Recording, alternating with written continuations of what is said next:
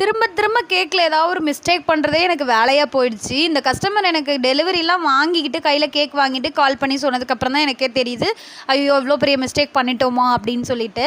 அப்படி என்ன மிஸ்டேக் பண்ணுன்றதை வாங்க பார்த்துடலாம். இவங்க கேட்டிருந்தது வந்து சாக்கோ ட்ரஃபிள் கேக் தான். அதே மாதிரி பண்ணிக்கலாம். ஃபுல்லாக வந்து ஃப்ரிட்ஜிலலாம் வச்சு எடுத்துட்டேன் நான். அதுக்கப்புறம் அவங்க கேட்டிருந்த டிசைன் வந்து நம்ம கொடுத்துக்கலாம். கூகுள்லேருந்து சென்ட் பண்ணியிருந்தாங்க. ஒயிட் வித் பிங்க் காம்பினேஷனில் கேட்டிருந்தாங்க.